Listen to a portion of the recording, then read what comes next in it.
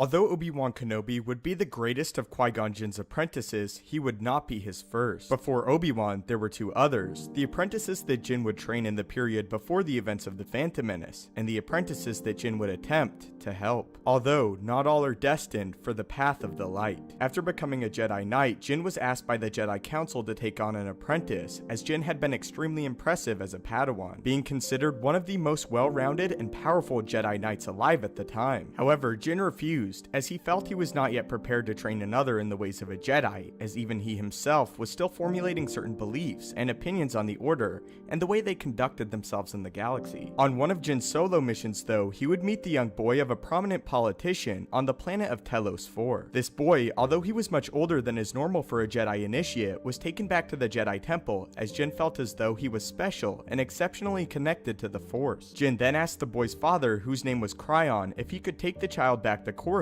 and train him how to become a Jedi Knight.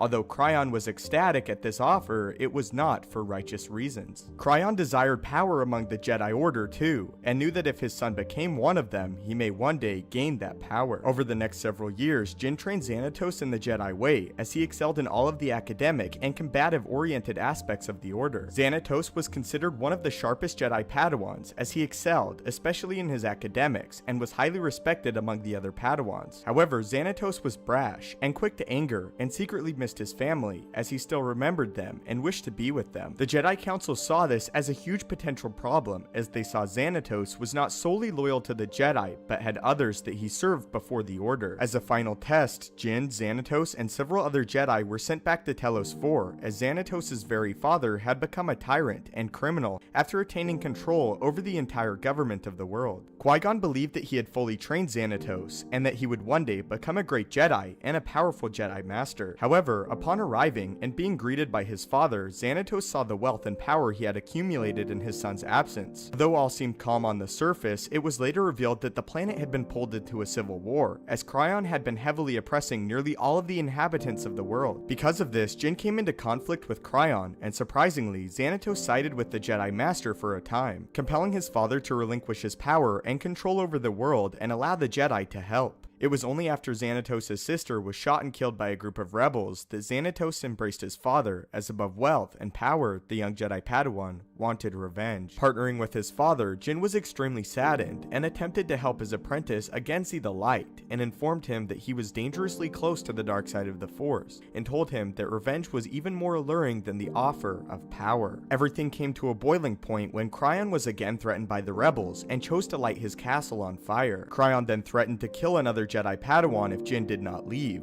Left with no choice, Jin knocked Qui-Gon into the flames, killing him. Jin was then viciously attacked by Xanatos, who fully embraced the dark side of the Force and nearly killed Jin himself. However, Qui-Gon was able to fight Xanatos off and fled. Xanatos, engulfed by anger and hatred for the Jedi, recovered one of his father's rings from the fire and branded his cheek using the ring. Xanatos then proclaimed himself Qui-Gon Jinn's greatest failure and vowed to kill the Jedi Master. After returning to Coruscant, Jin claimed that Xanatos died faithfully as a Jedi Padawan during the mission. Jin did this as he himself was unable to accept the failure of both himself and his apprentice, and didn't want Xanatos' legacy tarnished because of his actions. After this day, Qui-Gon vowed to never take another apprentice, as he believed it was his streak of gray that led Xanatos down the path to the dark side, and it was Jin's fault his apprentice was not able to confront his past. So that is how Qui-Gon Jinn killed the father of his apprentice, as well as lied about his apprentice's death, in the process creating the Dark Jedi, Xanatos. So what are your thoughts on this, and this great hardship at the beginning of Qui-Gon Jinn's time as a Jedi Knight? Also, who do you believe is in the right here, and do you believe that Qui-Gon Jinn should have lied about his apprentice dying?